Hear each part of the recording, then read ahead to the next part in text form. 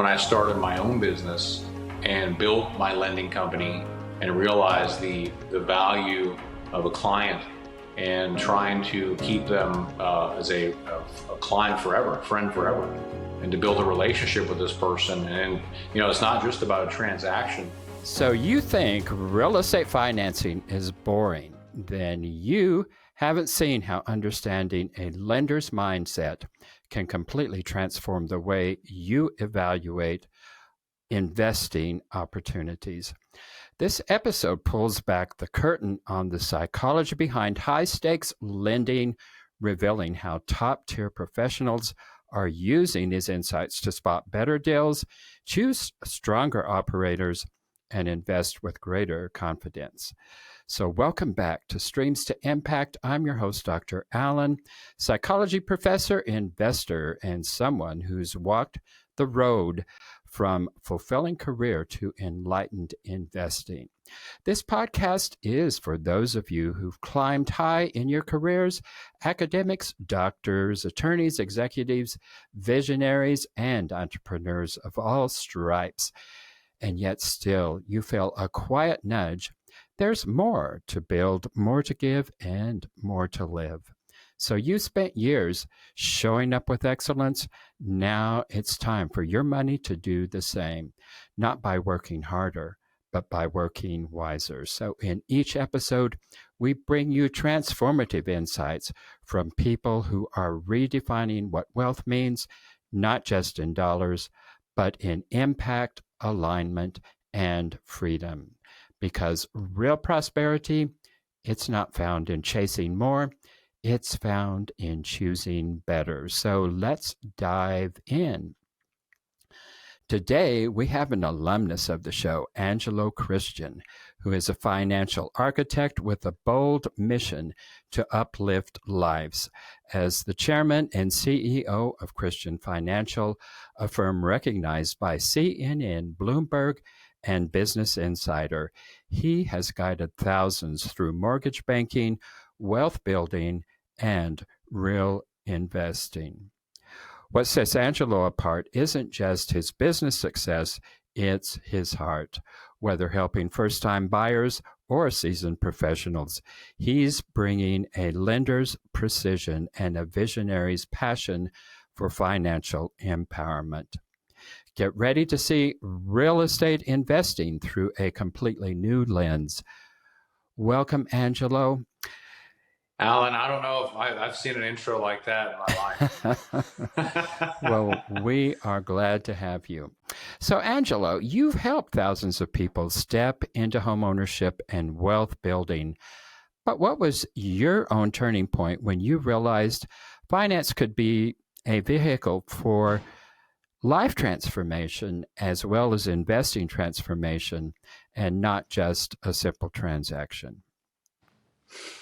Well, I mean, that's a great question, Alan. I think that,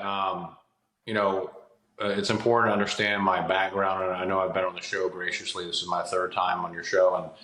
But it's important to look back in history to see where I came from to help me determine. And, you're big on psychology. You know how that is, that things that happen to us, especially at a young age in childhood, can affect us as we grow and mature. And so just quickly, I grew up very poor, didn't have an idea of ever what finance was extremely obese, and didn't really have any future direction. And so my father was kind of absentee, as you remember the story. Mm-hmm. So I had to look externally for heroes to kind of guide me along the way. So I dropped out of school when I was in the 6th grade. So I had no idea about accounting, finance, economics, or what my future was going to be. So I hit rock bottom and had a heart attack when I was 18 years old. And that was kind of the turning point for me. And from that point, I kind of immersed myself in trying to change my life. It was more than a heart attack. It was a near-death experience. Tell us a little bit about that. Right. Yeah. And at that same time, my father left my mother, and we were living homeless in a car with my 4 brothers and sisters. So when you get to a certain point, it's either you're going to, sink or swim. And so I started to immerse myself in learning, got my GED, went back to college, and then really just studied the masters, like, Warren Buffett. At that time there wasn't an Elon Musk, but there was, Bill Gates, there was, Steve Jobs, Tony Robbins, Unlimited Power, Dale Carnegie. So learning's trying to study from the best to change my life. And then from that, I decided to get into finance and real estate, and that's what my career path was. So I went to school for finance, economics, and when I was in 22, I got into the mortgage industry. But at that time, I didn't really understand what I was doing. We were doing subprime loans back in like 2007. So to answer your question, when I found out that it was more than a transaction or actually developing a relationship, is when I started my own business and built my lending company and realized the value of a client and trying to keep them as a client forever, a friend forever, and to build a relationship with this person. And, it's not just about a transaction. You can end up doing all of the family's home loans or mortgages and their commercial desires too. Remember, we're a nationwide commercial, residential, and a private lender. So somebody may be as a first-time buyer buying their house, and then their cousin may be an investor that's a flipper. And then their other brother may be a large developer and he needs funding for, construction. So taking care of your client and developing that relationship is critical because you never know how big it's going to be. I have one customer, his whole family does all of his lending with us, and we do between $80 to $100 million a year in business with him. So, but I took care of him, and I realized the value that when you're working with someone to create that value, and that's something like even Jeff Bezos talks about so well, is to create a web for your customer and just focus on adding value, add value, right? And so that's the big thing with our company. I never really get tired of hearing your story because it truly is a story of inspiration and hope for all of us. What a journey it certainly has been. Well, Angelo, from your perspective as a lender, what are some of the most overlooked indicators? And we're talking, to passive investors by and large here. So what are some of the indicators that really reveal the true strength of a passive investing opportunity in any kind of really private placement, whether equity or in real estate? Well, I think that if you're going to be doing something from the passive standpoint, you're probably going to be looking for a certain cap rate or NOI, right? I mean, those are going to be because different investors have different metrics. Like we have some investors that do fix and flip, that's more of an active type investor, and then someone that's more passive is probably going to be wanting to not do much managing themselves. I mean, they may have a property manager, but I mean, one of the things I see from the clients that we lend to that have large lines of credit with us that are passive, obviously location is critical. And then they're looking at the cap rate as their second part of underwriting. And then, the size of the transaction does make a big difference too. A lot of passive investors are usually doing a larger transaction. So it's usually a multifamily, and they could be doing a syndication with other people, is normally what I see. And I mean, the biggest metrics, is obviously it's got to make sense from the NOI. And one of the problems that I think we've all faced in the last 2 years is with inflation and higher interest rates. It's been hard to swallow and make the numbers work. But I think, location, something like, for example, in Boca Raton or in Austin or in, San Diego, that's pristine, extremely valuable property that can never be replaced. So I know that a lot of investors, passive investors, they stay away from more rural properties or things that, if the NOI doesn't make sense for their investors and the ROI, then they'll pass on it. So I've seen a lot of investors recently with more saturation in the market go to ground up construction and build to rent. So we've seen a lot of, because of the adage before was fix and flip, and now I've seen a lot of people go into buying land and taking out horizontal and vertical construction loans, and then keeping those assets, not selling them. A lot of private equity, and they're doing it by thousands and thousands of doors. So I think that's a new popular trend that you'll see with passive investors is they may hire a property manager and then a developer. Like we have one large investor here in Houston, and he has one of the biggest law firms here, and he just does passive investing. He hired my good friend, who's a builder, to build him 48 townhomes, and then he's building all of them, and then he's just going to lease them all out. And he just wants to keep that passive income. And he has Tarantino Properties doing the management. He has Monsanto doing the construction, and his NOI on it it's insane. He's like going to make like $2.5 million a year, and just passive income off of it. And why sell it with the way properties are appreciating right now, especially in Texas? I mean, the appreciation rate in Texas in the right cities is crazy right now. A lot of people are coming to Texas. Yes, I think there's a lot of things that particularly people who are purchasing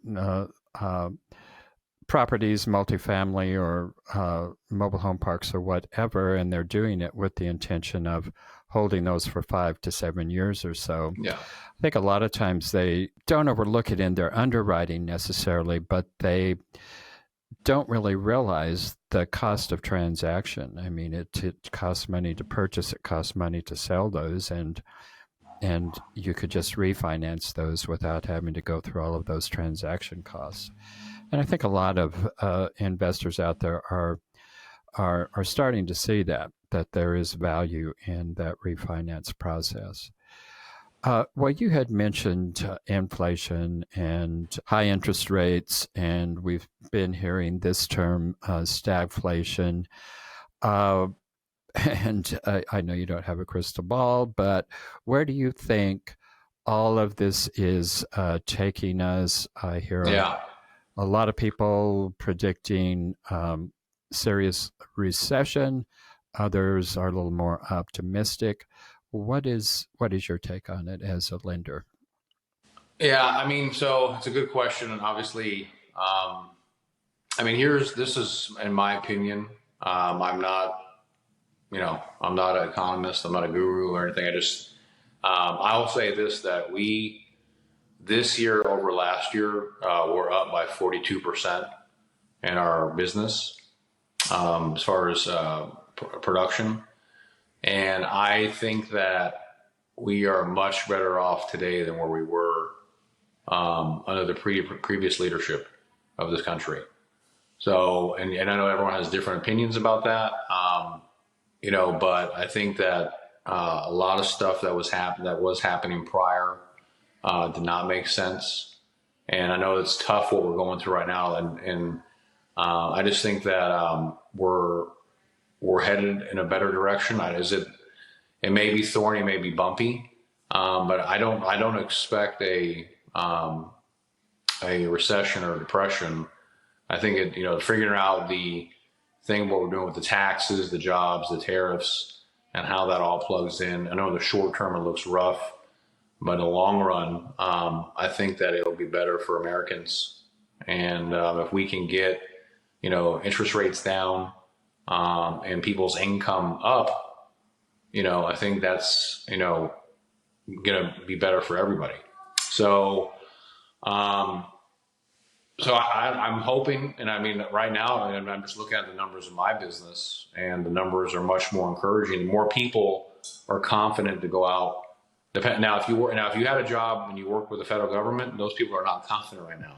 So, I mean, we're losing some of the people, and sad, I'm not saying it jokingly, sadly, a lot of the customers that we've had have canceled their contracts because they don't know the future of their job. Mm-hmm. So, and I'm sad about that. I'm not happy to hear that. It bothers me. But the other thing is that taxpayers cannot, pay for over bloated, overinflated departments anymore. I mean, it has to be ran like a business, and so I understand that part of it as well because I own a business. And I would go out of business if I carried on too much staff and didn't have enough. If I couldn't make a profit, I would be shut down, right? So I think that we're headed in the right direction. This may not be the best year. Maybe next year, hopefully. I know that there's quarrels between Jerome Powell and the Fed and Donald Trump and what's going to happen with interest rates. But I'm hoping that things get better. And so far they have. I don't know. We'll see how it goes, Yeah, who knows where the future is going? It's always uncertain.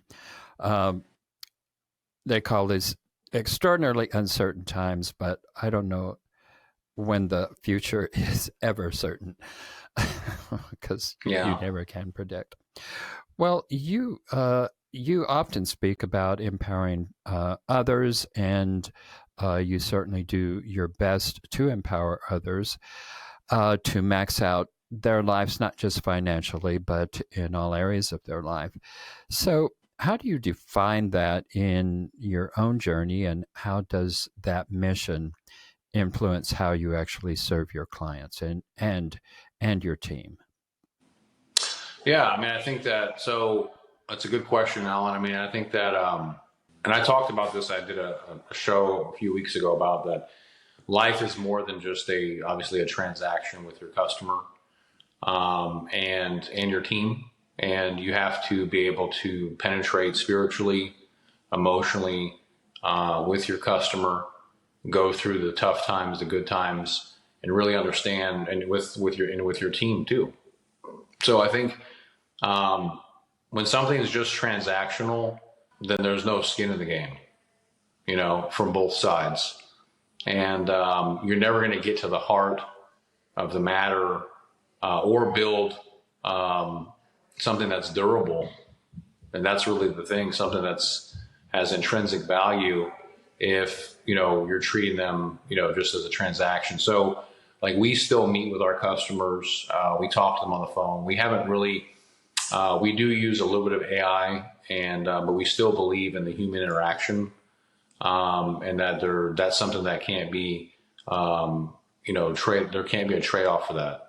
And I think that's going to be something that helps us I was talking with another company yesterday, and they're very concerned about AI and some of the big companies like Quicken taking over the mortgage industry with AI, and that the small mortgage lenders are going to get wiped out in the next decade.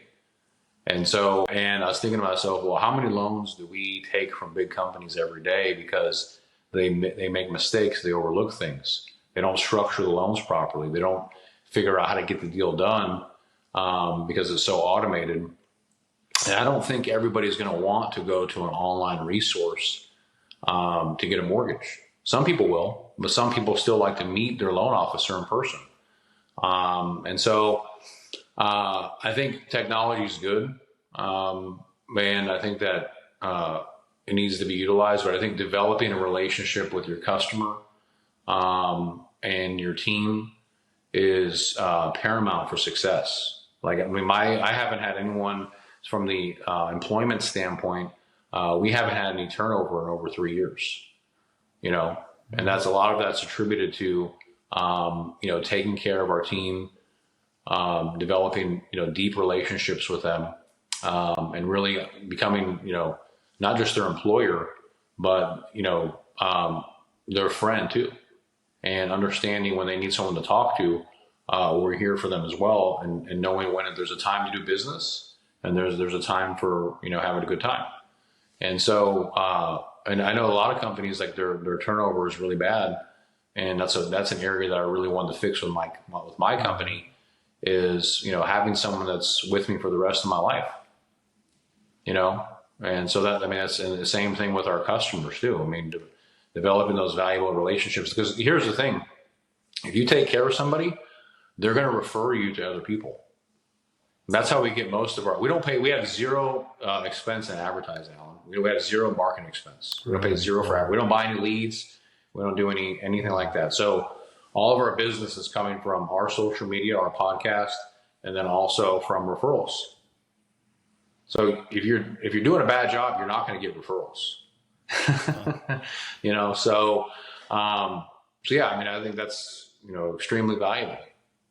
And yeah, and all of that starts from really essentially you and building a relationship with yourself that is a sustainable relationship, and that just grows from there to all of your business associates, all of those who are part of your company, uh, and then they spread that out.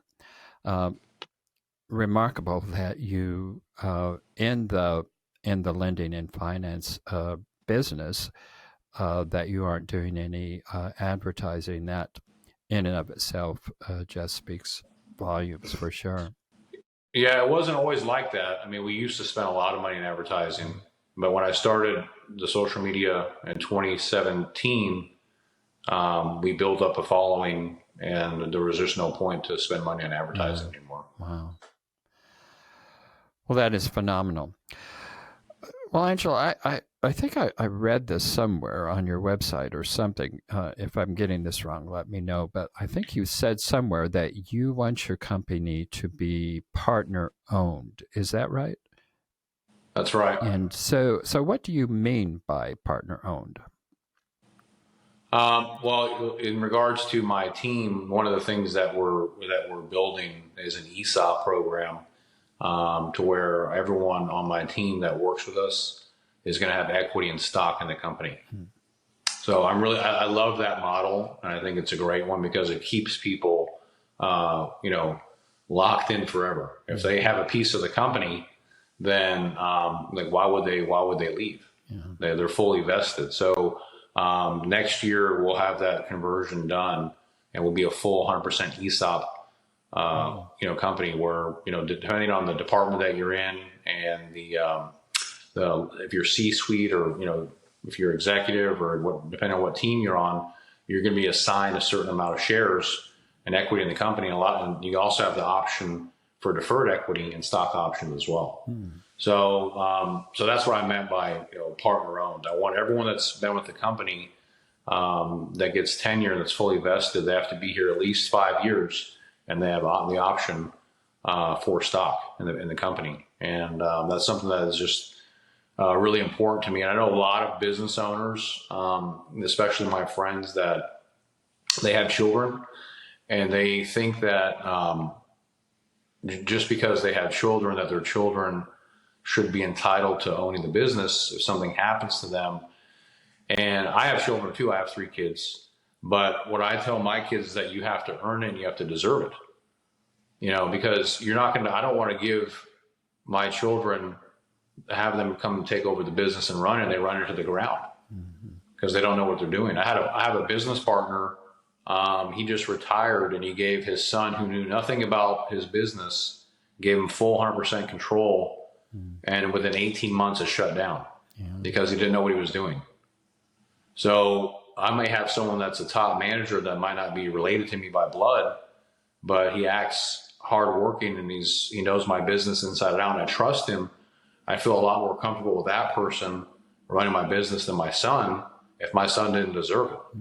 So I think that even though if you're blood, that doesn't grant you in. You still got to work through it and learn the business and understand and deserve it. So I don't know if that makes sense or. Well, yeah, I mean, it does definitely. And of course, it's not just whether our children have the skills or not. Our kids just have different interests than we have. Yeah. And I know I had different interests than my parents, and my daughter has very different interests than I had. So, so yeah, there's that to consider as well. Right. Well, Angelo, you, if I understand this correctly, you envision Christian Financial as one of the greatest enduring organizations on the planet. So that's a pretty bold vision. So how did you come to that? How do you install that sense of ownership and pride and purpose and essentially legacy within your team. And Yeah. I mean, the thing that, so we operate on a few different core values that are the pillars and hallmark to my existence, my success. And one of them is extreme ownership. You have to take extreme ownership. I mean, you probably read the book by Jocko Willing, but when you're working at a company, I don't care if you're working at Dunkin' Donuts, or you're working for Apple, you have to have the mindset, if you want to do anything powerful, impactful, to have extreme ownership. You act like an owner, you become an owner. That's what I tell my people, my team. Don't act like an employee. If you think like an employee, you're going to stay as an employee. So I think this is one of the most important core values is extreme ownership. Okay. The other one is, I think that's also extremely paramount, is I always tell my team there's three things: focus on effort, attitude, and focus. These three things will determine what happens in your career and in your life.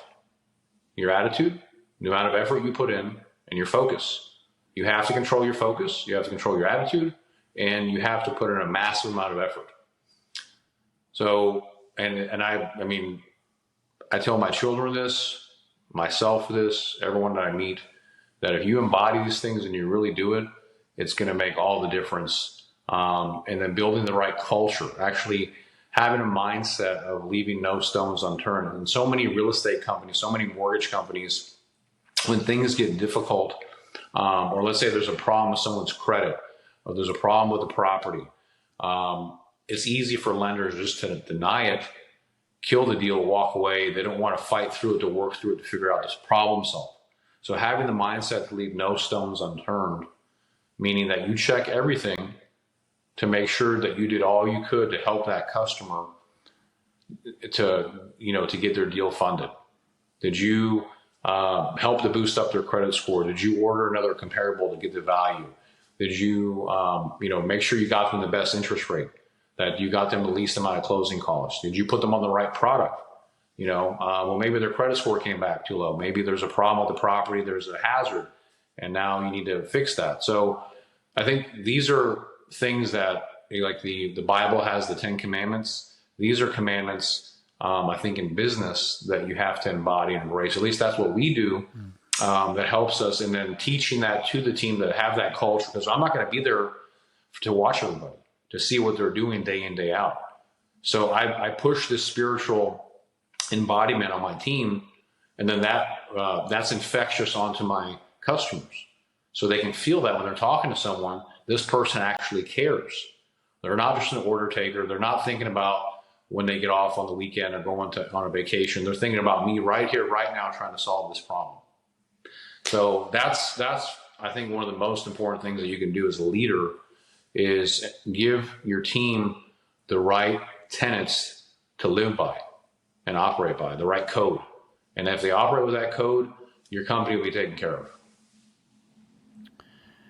well, Angelo, always a pleasure being with you. As we close today, what are your last words of inspiration?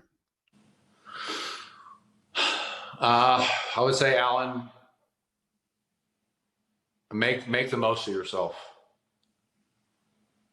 because that's all you got. That is for sure. Well, Angelo, tell us how we can find you. Yeah. If you guys remember, we're a nationwide commercial, residential, private lender. You can call or text us at 832-431-6331. We're open 7 days a week. You can hit us on our website, Official Angelo Christian. Our social media handles, we're on Instagram, Facebook, TikTok, Angelo Christian Financial, and on Google. So if anything we can help to add value with our mortgage lending or our real estate university, please don't hesitate to reach out to us. Well, thank you so much, Angelo, and enlightened investors. Thank you once again for being with us, and I hope you'll take a moment to like, share, and subscribe, and we will see you in the next episode. Thank you, Alan. Thank you so much, man. Thank you. We appreciate you. All right, take care. Bye-bye. Bye-bye. Thank you for tuning into Streams to Impact, brought to you by Steed Talker Capital, a company empowering passionate professionals like you to develop multiple streams of passive income built on solid passive real estate investments. As a significant part of our endeavors to make a cosmic and meaningful impact for this world, Steed Talker Capital contributes significant portions of our profits to activities and organizations committed to better understanding the equine. These endeavors attempt to enhance the treatment of horses worldwide. Steed Talker Capital, working for a world where all creatures great and small flourish abundantly. If you are ready to learn how our passive investors have earned an average 33% annual return on their investments, schedule your complimentary passive income to Prideful Impact consultation. Obviously, we cannot continue indefinitely to offer these valuable consultations for free, so grab your passive income to Prideful Impact consultation while you still can. Go to steedtalker.com/passive